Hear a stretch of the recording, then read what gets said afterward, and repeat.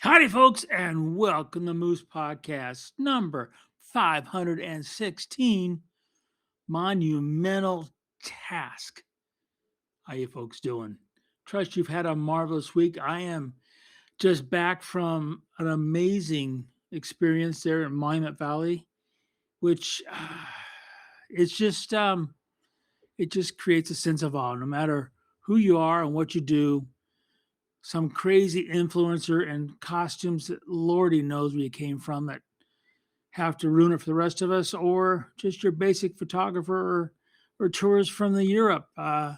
It is absolutely just an amazing location. I hope you had just as good a week, whatever you were doing, where you were doing it. We are winding down the summer thing, which got a reminder that the first day of fall is less than a month away. I'm like, no. But hey, clock keeps ticking. This episode of the Moose Podcast is being recorded with Adobe Podcast Beta.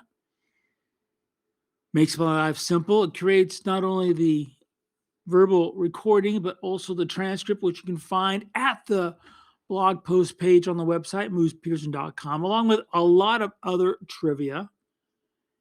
Now, you can, and please do, listen to the podcast via the website, Spotify, Amazon, iTunes, you know the drill, right? All those places.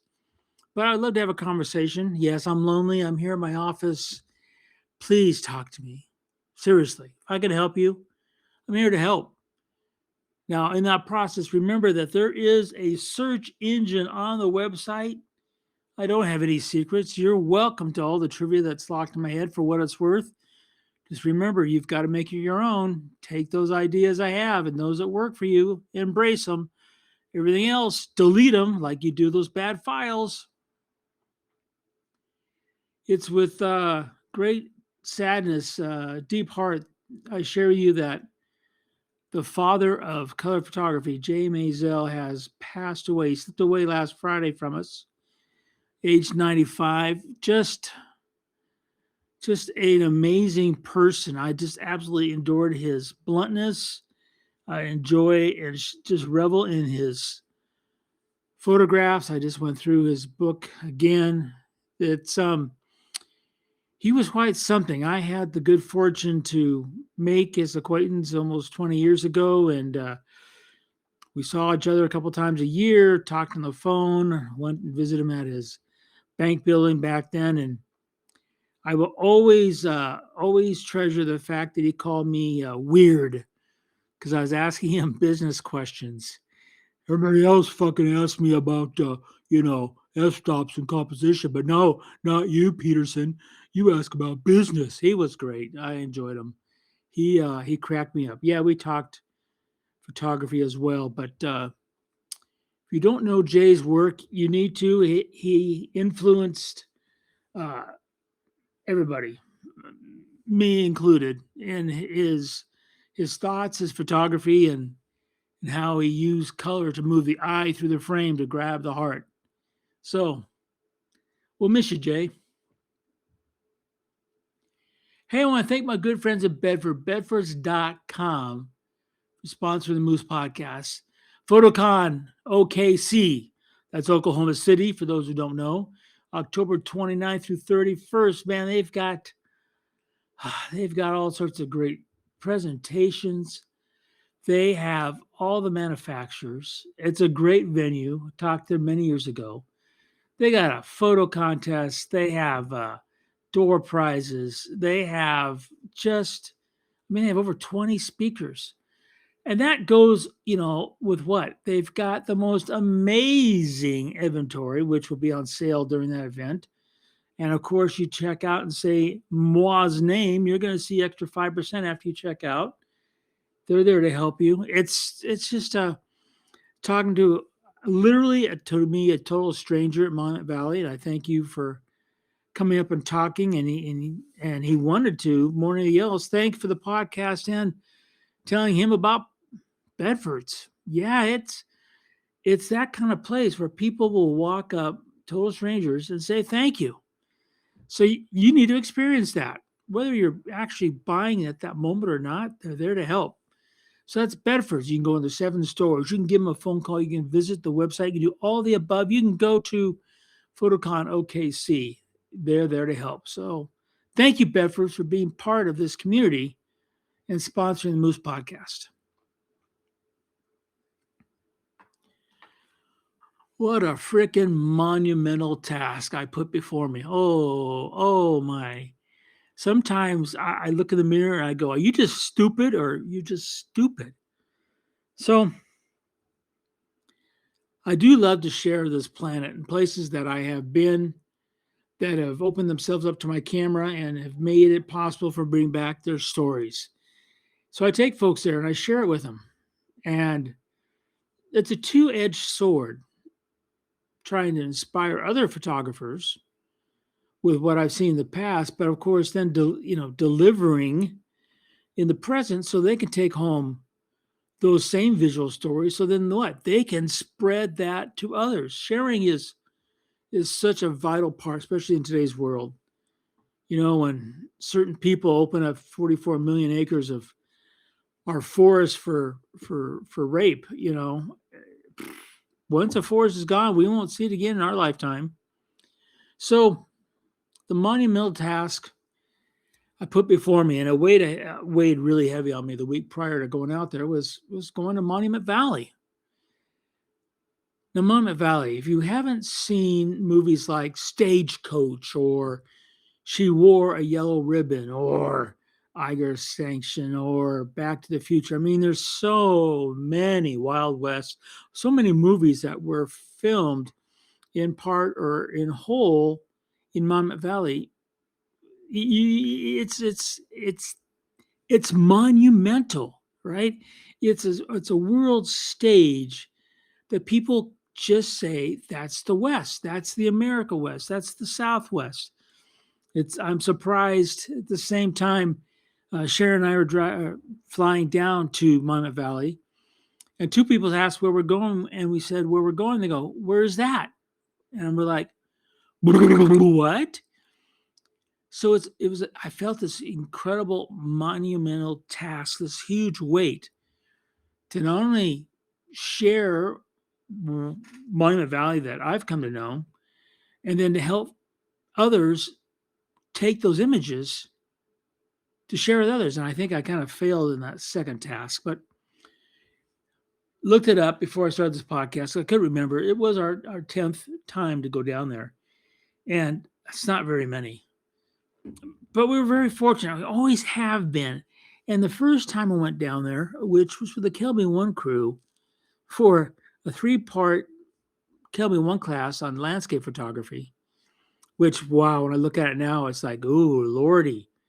I got old, and boy, that information's not all quite up to par. But in those first few visits, I got to know folks who lived down in the valley.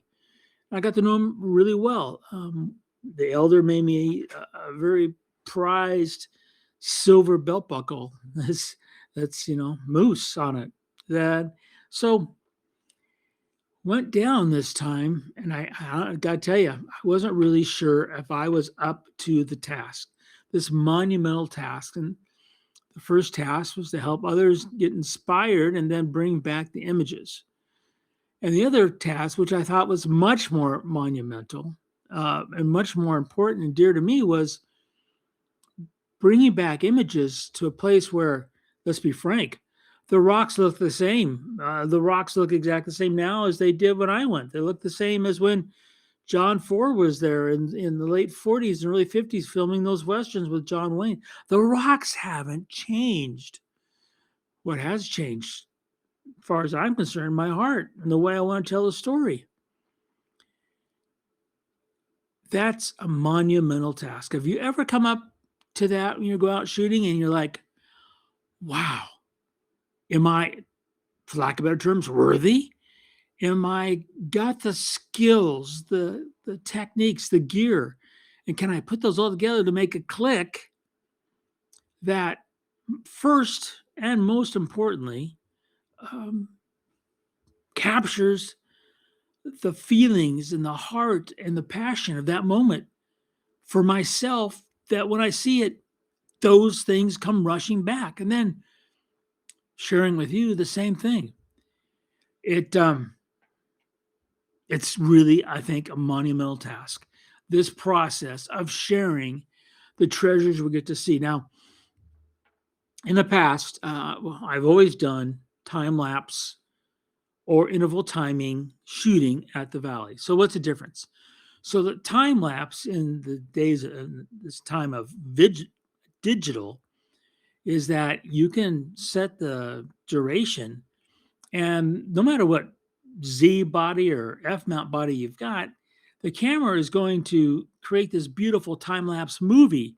So when you end it, it's all done. It's a movie you can share. I shared one on Instagram just to see how it would play with the audience. And I was fascinated to find out that, excuse me, yeah, not so much, because the first image didn't grab people's attention. Interval timing, the camera takes nothing but enough files at whatever interval you want. In this case, intervals such as, like I do with the time lapse.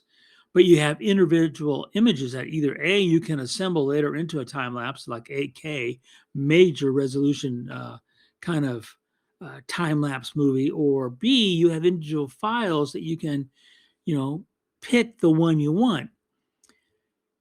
I had two cameras running on the balcony, so I stay at the view. I'm up on the third floor over in the 20 bank. So you have what's called a classic view. You've got West and East Mitten, and you have Merrick Butte there. And the two cameras, the ZR was shooting with the 24-120, doing the time lapse. Then I have the Z8, usually just the mornings, shooting the interval timer as the sun would come up. And then I would shoot individual shots with the Z6 III with the 70 to 200 on a 2.8. Oh, and the Z8 had the 24 to 70 2.82. Now, so in the past, to get back to my point, the time lapse, I had hit and miss success for a number of reasons. This time, that ZR was 100% nailed all the time lapse. That was cool. And then I realized, okay, monumental task, check off that box. So that put to me more pressure than to create outside that comfort zone, that simple time lapse, other images. There are tools, there are techniques, and then there is point blank luck. And that's one of the things that probably made me nervous, lose sleep, was that luck factor. Because Monument Valley it's gorgeous. It's spectacular. It is breathtaking. When you've been there for the 10th time, it's scary. It is monumental. It is just off the hook. What am I going to do? Fright over and over again. Because if you go to Monument Valley, like I mentioned, the rocks are all the same. So the only variable is the sky. And if you have bald skies, man, you're sucking dirty pond water to the point of, you are drowning. So that's kind of my first fear. And I go in August because that's when you get typically the monsoons, you get the clouds, big, beautiful puffies, and you get lightning and all that great stuff. Well, yeah, that didn't happen until the night we left. But God's good fortune, we did have some clouds. So then you can start bringing your feelings for the place into that photograph. But it's still a monumental task because, again, the rocks haven't changed. And if it's your 10th time, what do you do? What do you do? Well, did a couple things. First, I kind of go back to basics. When all of a sudden the feeling, for lack of better terms, isn't coming across, where it's like I get out and I see this beauty, but I just don't see a photograph. I'm not feeling it. You have one or two options. It's the same with anything in life, as far as I'm concerned. when you have a problem. You either solve it or you get rid of it because there's nothing in between. So in this case, I want to shoot. I have people I want to help inspire who maybe haven't been there before, or maybe have been there and a couple times and kind of sit in the same monumental task wall that I am. So I tend to just to shoot, and I don't really like put anything into it. I just click, click, click because, like Pavlov's dog, that sound, that kind of going through the process, for me at least, a lot of times gets the juices going. The next thing, I might pull out a tool that I just don't use very much. And there's quite a few. In this case, it was the polarizer. I'm working, as I mentioned, on a big class on filters. And I just picked up the Breakthrough Magnetic CPL. Really nice filter. And so I started putting the polarizer on, and I forced myself, and I recommend everybody do it, but just because I say it doesn't mean I do it myself, to do before and afters. So that forced me to slow down, look at the scene, think about it, take the befores, take the afters, look at the results. And in that process, that monumental task, I started to whittle away at it. Now, when you're at Monument Valley, it's the norm. People shoot color. That is the norm. And why wouldn't it be? The colors are off the chart. You've got all these shades of red and orange against a blue sky. It's just off the chart. It's spectacular. I also like to shoot black and white. I love shooting black and white. I love shooting black and white at Monument Valley. So my very first sunset, up there, the newly erected fence, because so many people are screwing it up for everybody else. So to save ourselves from ourselves, they put up fences, which I saw people just nonstop going over, because obviously a fence means please step over. I'm not going to get on that rant. But I'm standing there and I'm watching the sunset, which are, only second best to the sunrises. I love the sunrises. Sunsets, they don't suck either. And I'm shooting, and I saw the clouds, I saw the arrangement, and I posted that shot on Instagram. When I took this shot, I felt in my bones that the way that the elements came together between the classic view of the two mittens and Merrick, the clouds, the horizon, the light, they came together in that way that was kind of, for me at that moment, was monumental. And I don't know about you folks, but there's plenty of times when I think everything's come together in that viewfinder as being monumental, but it turns out that I'm the only one who has that opinion. Don't know if you had that situation.